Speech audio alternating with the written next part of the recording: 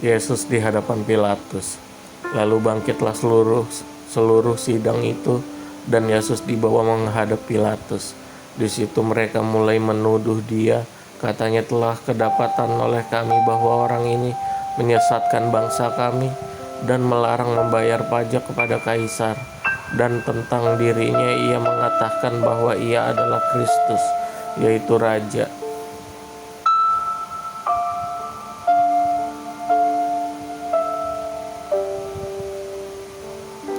Pilatus bertanya kepadanya, "Engkaulah raja orang Yahudi?" Jawab Yesus, "Engkau sendiri mengatakannya." Kata Pilatus kepada imam-imam kepala dan seluruh orang banyak itu, "Aku tidak mendapati kesalahan apapun pada orang ini." Tetapi mereka makin kuat mendesak, katanya, "Ia menghasut rakyat dengan ajarannya di seluruh Yudea. Ia mulai di Galilea dan sudah sampai ke sini." Ketika Pilatus mendengar itu, ia bertanya, apakah orang itu seorang Galilea? Dan ketika ia tahu bahwa Yesus seorang dari wilayah Herodes, ia mengirim dia menghadap Herodes, dan yang pada waktu itu ada juga di Yerusalem. Yesus di hadapan Herodes. Ketika Herodes melihat Yesus, ia sangat girang, sebab sudah lama ia ingin melihatnya, karena ia sering mendengar tentang dia. Lagi pula ia mengharapkan melihat bagaimana Yesus mengadakan suatu tanda. Ia mengajukan banyak pertanyaan kepada Yesus, tetapi Yesus tidak memberi jawaban apapun. Sementara itu imam-imam kepala dan ahli-ahli Taurat maju ke depan dan melontarkan tuduhan-tuduhan yang berat terhadap dia. Maka mulailah Herodes dan pasukannya menista dan mengolok-olokkan dia. Ia mengenakan jubah kebesaran kepadanya, lalu mengirim dia kembali kepada Pilatus. Dan pada hari itu juga bersahabatlah Herodes dan Pilatus. Sebelum itu mereka bermusuhan. Yesus kembali di hadapan Pilatus. Lalu Pilatus mengumpulkan imam-imam kepala dan pemimpin-pemimpin serta rakyat, dan berkata kepada mereka, "Kamu telah membawa orang ini kepadaku sebagai seorang yang menyesatkan rakyat. Kamu tidak sendiri bahwa aku telah memeriksanya, dan dari kesalahan-kesalahan yang kamu tuduhkan kepadanya, tidak ada yang kudapati padanya. Dan Herodes juga tidak, sebab ia mengirimkan dia kembali kepada kami. Sesungguhnya tidak ada suatu apapun yang dilakukannya yang setimpal dengan hukuman mati. Jadi aku akan menghajar dia lalu melepaskannya, sebab ia wajib melepaskan seorang bagi mereka pada hari raya itu."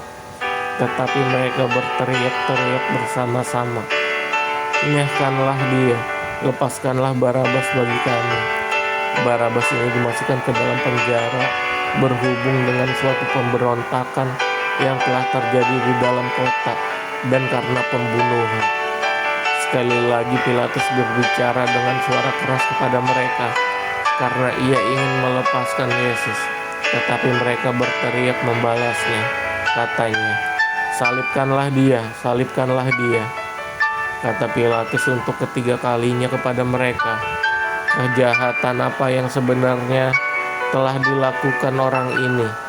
Tidak ada sesuatu kesalahan pun yang kudapati padanya yang setimpal dengan hukuman mati. Jadi aku akan menghajar dia lalu melepaskannya."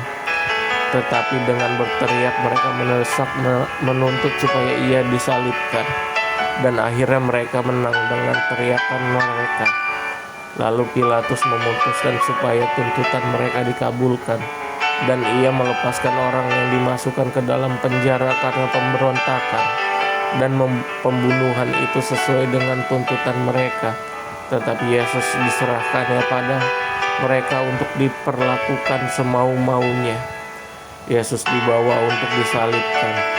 Ketika mereka membawa Yesus, mereka menahan seorang yang bernama Simon dari Kirene yang baru datang dari luar kota. Lalu diletakkan salib itu di atas bahunya supaya dipikulnya sambil mengikuti Yesus. Sejumlah besar orang mengikuti dia, di antara orang banyak dan perempuan yang menangisi dan meratapi dia. Yesus berpaling kepada mereka dan berkata, "Hai putri-putri Yerusalem, janganlah kamu menangisi aku, melainkan tangisilah dirimu sendiri dan anak-anakmu.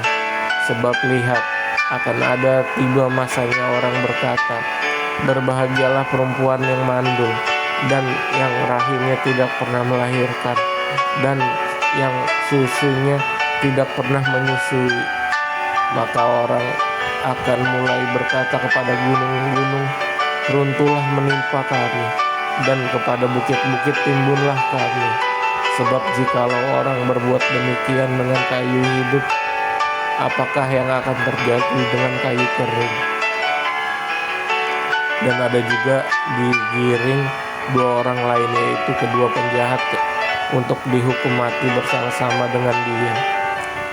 Ketika mereka sampai di tempat yang bernama Tengkorak, mereka menyalibkan Yesus di situ, dan juga kedua orang penjahat itu, yang seorang di sebelah kanannya dan yang lain di sebelah kirinya. Yesus berkata, "Ya Bapa, ampunilah mereka, sebab mereka tidak tahu apa yang mereka perbuat." Dan mereka membuang undi untuk membagi pakaiannya. Orang banyak berdiri di situ dan melihat semuanya. Pemimpin-pemimpin mengejek dia, katanya, "Orang lain ia selamatkan, biarlah sekarang ia menyelamatkan dirinya sendiri, sebab ia adalah Mesias, orang yang dipilih Allah." Juga prajurit-prajurit mengolok-ngolok dia. Mereka mengunjukkan anggur asam kepadanya dan berkata, "Jika engkau adalah raja orang Yahudi, selamatkanlah dirimu." Ada juga tulisan di atas kepalanya, "Inilah raja orang Yahudi." Seorang dari penjahat yang digantung itu menghujat dia, katanya, "Bukankah engkau adalah Kristus? Selamatkanlah dirimu dan kami." Tetapi yang seorang menegur dia, katanya, "Tidakkah engkau takut juga tidak kepada Allah, sedang engkau menerima hukuman yang sama? Kita memang selayaknya dihukum, sebab kita menerima balasan yang setimpal dengan perbuatan kita. Tetapi orang ini tidak berbuat sesuatu yang salah." Lalu ia berkata, "Yesus, ingatkah akan aku apabila engkau datang sebagai raja?" Kata Yesus kepadanya, "Aku berkata kepadamu, sesungguhnya hari ini juga engkau akan bersama-sama dengan aku di dalam Firdaus." Yesus mati. Ketika itu hari sudah kira-kira jam 12, lalu kegelapan meliputi seluruh daerah itu sampai jam 3, sebab matahari tidak bersinar, dan tabir bait suci terbelah dua. Lalu Yesus berseru dengan suara nyaring, "Ya Bapa, ke dalam tanganmu kuserahkan nyawaku." Dan sesudah berkata demikian, ia menyerahkan nyawanya. Ketika kepala pasukan melihat apa yang terjadi, ia memuliakan Allah. Katanya, "Sungguh orang ini adalah orang benar." Dan sesudah seluruh orang banyak yang datang berkerumun di situ untuk tontonan itu, melihat apa yang terjadi itu, pulanglah mereka sambil memukul-mukul dirinya. Semua orang yang mengenal Yesus dari dekat, termasuk perempuan-perempuan yang mengikuti dia dari Galilea, berdiri jauh-jauh dan melihat semuanya itu. Yesus dikuburkan. Adalah seorang yang bernama Yusuf, ia anggota majelis besar, dan seorang yang baik lagi benar. Ia tidak setuju dengan putusan dan tindakan majelis itu. Ia berasal dari Arimatea, sebuah kota Yahudi, dan ia menanti-nantikan kerajaan Allah. Ia pergi menghadap Pilatus dan menerima mayat Yesus. Dan sesudah ia menurunkan mayat itu, ia mengapaninya dengan kain lengan, lalu membaringkannya di dalam kubur. Dan kubur yang digali di dalam bukit batu, di mana sebelum pernah dibaringkan mayat. Hari itu adalah hari persiapan dan Sabat hampir mulai. Dan perempuan-perempuan yang datang bersama dengan Yesus dari Galilea ikut serta. Mereka melihat kubur itu dan bagaimana mayatnya dibaringkan. Kebangkitan Yesus. Dan setelah pulang, mereka menyediakan rempah-rempah dan minyak mur. Dan pada hari Sabat mereka beristirahat menurut hukum Taurat.